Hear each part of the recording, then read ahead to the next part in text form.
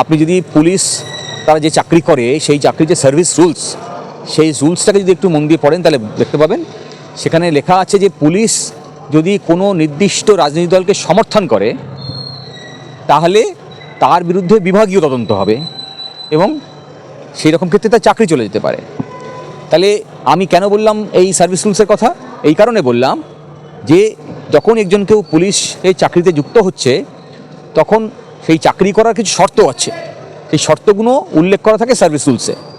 তাহলে পুলিশ তার সার্ভিস রুলসের শর্ত মেনে চাকরিতে যুক্ত হয়েছে, আর চাকরিতে যুক্ত হয়ে ওই উর্দি পরেই দলদাসে পরিণত হয়েছে। আর যে কারণেই যখন শাসক দলের নেতার বিরুদ্ধে অভিযোগ হচ্ছে তখন পদক্ষেপ নিচ্ছে না, বা মমতা ব্যানার্জি যখন অন্যায় করতে যায় ইডির তল্লাশি চলাকালীন তাদের কাছ থেকে সমস্ত নথি ছিনিয়ে নেয়, তাকে সহযোগিতা করার কাজ করে পুলিশ, যা ডাকাতির শামিল।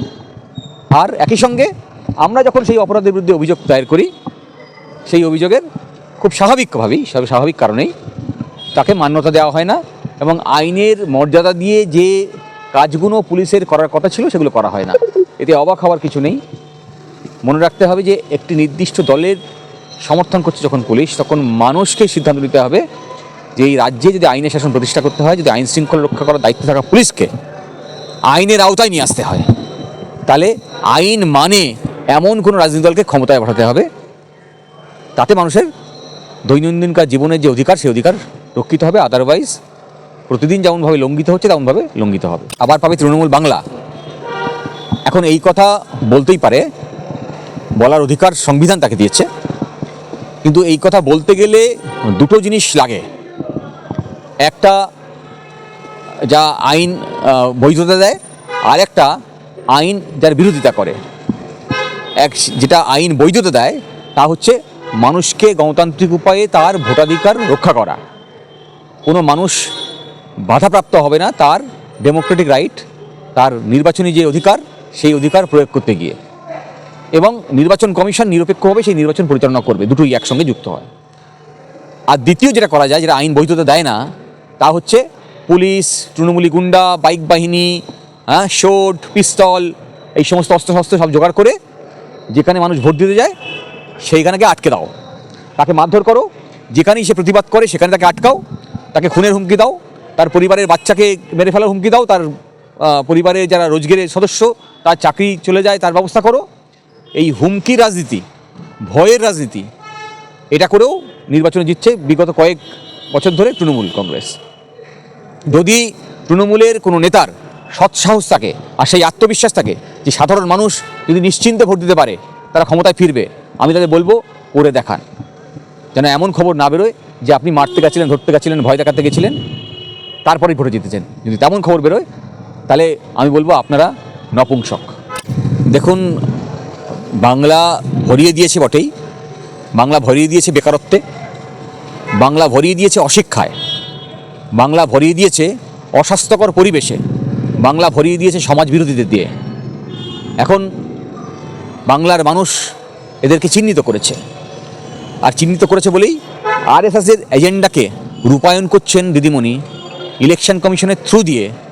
এবং মাথায় রাখবেন যে পাড়ায় পাড়ায় যখন সাধারণ মানুষ লাইনে দাঁড়িয়ে দাঁড়িয়ে দুশ্চিন্তাগ্রস্ত হয়ে আছে, যে বাড়িতে 6 জন সদস্য, 6টা সন্তান কেন নোটিশ এসছে, 15 বছরের পার্থক্য কেন নোটিশ এসছে, এই 1000 কারণ দেখিয়ে যে এই যে এসআইআরের নোটিশগুলো জারি করছে ভোটার লিস্ট থেকে নাম বাদ দেওয়ার জন্যে, এটা রূপায়ণ করছে কে? রূপায়ণ করছে ডিস্ট্রিক্ট ম্যাজিস্ট্রেট, রূপায়ণ করছে বিডিও, রূপায়ণ করছে বিএলআরও, রূপায়ণ করছে এই পাড়ায় পাড়ায় যেসব বিএলওগুলো আছে তারা সবাই। এরা কারা? এরা সবাই রাজ্য সরকারের অধীন কর্মচারী। আচ্ছা, রাজ্য সরকারের অধীন কর্মচারী এরা তো নির্বাচনের সময় নিঃসন্দেহে নির্বাচন কমিশনের নির্দেশ মেনে কাজ করে। নির্বাচন কমিশনের কোনো নির্দেশকে আপনারা কেউ দেখতে পেয়েছেন যে নির্দেশে বলা আছে যে লজিক্যাল ডিসক্রিপেন্সি কী, যে নির্দেশে বলা আছে 6টা বাচ্চা থাকলে আপনাকে নোটিশ জারি হবে, যে নির্দেশে বলা আছে যে এই রকম 15 বছরের পার্থক্য হলে তাকে করা হবে? কোথাও বলা নেই। হোয়াটসঅ্যাপে কমিউনিকেশন করে বলছে যে এটা করো ওটা করো। এইভাবে কি কোনো সরকারি কাজ চলে? তাহলে নির্বাচন কমিশন কোনো নির্দেশ না দিলেও, লিখিত নির্দেশ না দিলেও, এই যে পাড়ায় পাড়ায় সাধারণ মানুষের ভোটাধিকার কেড়ে নেওয়ার জন্য চক্রান্ত চলছে, সেই চক্রান্ত আসলে করেছে আরএসএস, বিজেপি এবং তৃণমূলকে সঙ্গে নিয়ে। আর তাই যারা বাংলা ভরিয়ে দেওয়ার কথা বলছে তারা জানে যা দিয়ে তারা বাংলা ভরিয়েছে, যে কথা বলছিলাম, তাতে সাধারণ মানুষ তাকে ভোট দেবে না, তাহলে ভোটাধিকার কেড়ে নিতে হবে। তাই সামনে নাটক করছেন। আপনি আপনার পাড়ায় যে ডিএম, ডিস্ট্রিক্টে যে ডিএম আছে, যে বিএলআরও আছে, কোনো দিন আপনারা কেউ শুনতে পেয়েছেন যে কোনো লিখিত নির্দেশ ছাড়া কোনো অফিসার কাজ করেছে? কালকে তো ইলেকশন কমিশনের যে দায়িত্ব আছে তিনি মরে যেতে পারেন, কিন্তু অফিসটা থাকবে। তিনি রিটায়ার করবেন, কিন্তু অফিসটা থাকবে। অফিসে থাকে কি? রেকর্ড থাকে, নথি থাকে।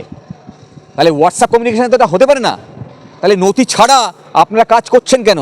করছেন কারণ বাংলা যেমনভাবে ভরিয়ে দিয়েছেন, বাংলার মানুষের উপর ভরসা আপনাদের নেই, আর তাই নথি না দিয়েই মানুষের অধিকার কেড়ে নিচ্ছেন। সন্দেশখালিতে 300-র উপরের নামে তালিকা এসছে, বলছে যে নন সিটিজেন। ইলেকশন কমিশন বলতেই পারে না। তাহলে এই ভোটাধিকার কেড়ে নেওয়া যে চক্রান্ত, সেই চক্রান্ত করতে হচ্ছে কারণ বাংলা ভরিয়ে দিয়েছেন অপরাধীদের দিয়ে, বাংলা ভরিয়ে দিয়েছেন অশিক্ষা দিয়ে, বাংলা ভরিয়ে দিয়েছেন আনএমপ্লয়মেন্ট দিয়ে, বাংলা ভরিয়ে দিয়েছেন সমস্ত শিক্ষকদের বেকারত্বকে বেকারত্ব ভরিয়ে দিয়ে। ফলে আজকে যা পরিস্থিতি, বাংলার মানুষ তার বিচার করার জন্য তৈরি হয়ে আছে, ভোটাধিকার কাটবেন না। এই ষড়যন্ত্রে সামিল, বারবার বলছি, নির্বাচন কমিশন নিজে, কিন্তু নির্বাচন কমিশন সামনের বোড়ে হিসেবে কাজ করছে। চক্রান্ত করেছে বিজেপি, তৃণমূল এবং তার নেতৃত্বে আছে আরএসএস।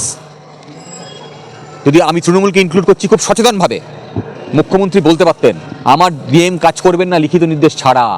একটাই কথা তো, আমরা তো বলি আইনের শাসন, আইনটা দিন, শাসন করুন। আমরা গতকাল মামলা করেছি, আমি একটা ইলেকশন কমিশনকে আমরা আরটিআই করেছিলাম যে আপনারা যে সিদ্ধান্ত নিয়েছেন কপি আমাকে দিন, দেয়নি। 1 মাস পেরিয়ে গেছে, আমরা অ্যাপিল করেছি। অ্যাপিল অথরিটি আমাদেরকে বলেছে যে সমস্ত নথি দিয়ে দেওয়া হোক, তারপরও নির্বাচন কমিশন আমাকে দেয়নি, তাই নিয়ে মামলা করেছি আমরা গতকাল। রাজ্য সরকারের সাথে না ছাড়া থাকলে ডিস্ট্রিক্ট ম্যাজিস্ট্রেট কি মূর্খ? তিনি জানেন না লিখিত নির্দেশ ছাড়া কাজ করা যায় না অফিসের কাজ? বিডিও কি মূর্খ? তিনি জানেন না? সব তো WBCS পাস করে এসছেন, আইএস অফিসার আছেন, আইপিএস অফিসার আছেন, তারা জানেন না যে লিখিত নির্দেশ ছাড়া কোনো সরকারি কাজ করা যায় না? তাহলে করছেন কি করে?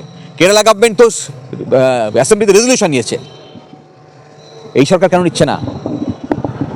সাধারণ মানুষকে তাহলে আমি শুধু এই উত্তরগুলো চাই।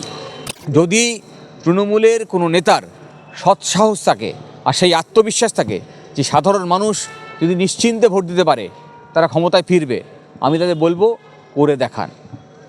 যেন এমন খবর না বেরোয় যে আপনি মারতে গেছিলেন, ধরতে গেছিলেন, ভয় দেখাতে গেছিলেন, তারপরেই ভোটে জিতেছেন। যদি তেমন খবর বেরোয় তাহলে আমি বলবো আপনারা নপুংসক। বাংলা ভরিয়ে দিয়েছে বটেই, বাংলা ভরিয়ে দিয়েছে বেকারত্বে, বাংলা ভরিয়ে দিয়েছে অশিক্ষায়, বাংলা ভরিয়ে দিয়েছে অস্বাস্থ্যকর পরিবেশে, বাংলা ভরিয়ে দিয়েছে সমাজ বিরোধীদের দিয়ে।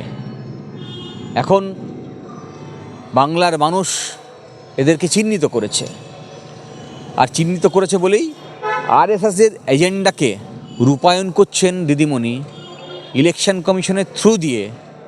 এবং মাথায় রাখবেন যে পাড়ায় পাড়ায় যখন সাধারণ মানুষ লাইনে দাঁড়িয়ে দাঁড়িয়ে দুশ্চিন্তাগ্রস্ত হয়ে আছে, যে বাড়িতে 6 জন সদস্য, 6টা সন্তান কেন নোটিশ এসছে, 15 বছরের পার্থক্য কেন নোটিশ এসছে, এই 1000 কারণ দেখিয়ে যে এই যে এসআইআরের নোটিশগুলো জারি করছে ভোটার লিস্ট থেকে নাম বাদ দেওয়ার জন্যে, এটা রূপায়ণ করছে কে?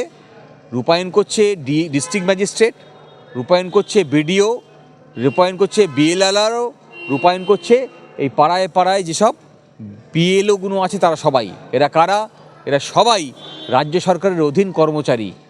আচ্ছা, রাজ্য সরকারের অধীন কর্মচারী এরা তো নির্বাচনের সময় নিঃসন্দেহে নির্বাচন কমিশনের নির্দেশ মেনে কাজ করে। নির্বাচন কমিশনের কোনো নির্দেশ কি আপনারা কেউ দেখতে পেয়েছেন? যে নির্দেশে বলা আছে যে লজিক্যাল ডিসক্রিপেন্সি কী, যে নির্দেশে বলা আছে 6টা বাচ্চা থাকলে আপনাকে নোটিশ জারি হবে, যে নির্দেশে বলা আছে যে এই রকম 15 বছরের পার্থক্য হলে তাকে করা হবে, কোথাও বলা নেই।